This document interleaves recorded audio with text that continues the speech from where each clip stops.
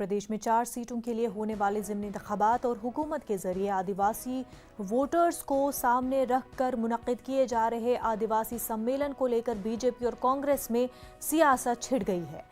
CM Shivraj Singh के जरिए झाबुआ में आदिवासी सम्मेलन का इनेकाद करने को कांग्रेस ने न सिर्फ हुकूमत पर आदिवासियों को गुमराह करने का इल्ज़ाम लगाया है, बल्कि यहां तक कह दिया है कि जब निमावर और नीमच में आदिवासियों का कत्ल किया गया तब सीएम कहीं नजर नहीं आए, बल्कि वोट के लालच में आदिवासी समाज को गुमराह किया जा रहा है।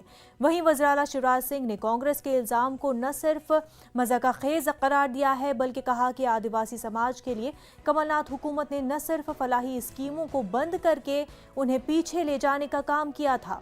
शिवराज सिंह ने बीजेपी हुकूमत को ही आदिवासियों की सच्ची खैरख्वाह करार दिया है। उपचुनाव देखकर मुख्यमंत्री शिवराज सिंह चौहान जी आदिवासियों की आंखों में धूल झोंकने आदिवासी सम्मेलन करने निकल पड़े हैं। जब नेमावर में पूरे आदिवासी परिवार का नृशंस हत्याकांड किया गया, परिवार सीबीआई जांच की मांग करता रह गया, तब मुख्यमंत्री जी कहां थे? जब नीमच में आदिवासी को घसीट कर अमानवीयता की गई, तब मुख्यमंत्री जी कहां थे? जब आदिवासियों की ज़मीनें छीनी जा रही हैं, प्रदेश में वन अधिकार छीने जा रहे हैं, तब मुख्यमंत्री जी कहां थे?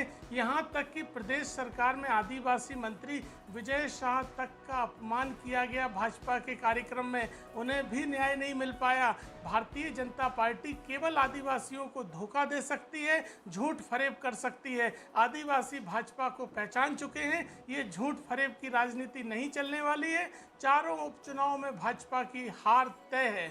चाहे वो विकास हो या जन कल्याण की योजना हो, समाज के सब वर्गों के लिए बनाई, जनजाति भाई बहनों के लिए भी बनाई। बीच में वो कई योजनाएं कांग्रेस ने 15 महीने में बंद कर दी, अब वो योजनाएं फिर से चालू की है और फिर एक रोड मैप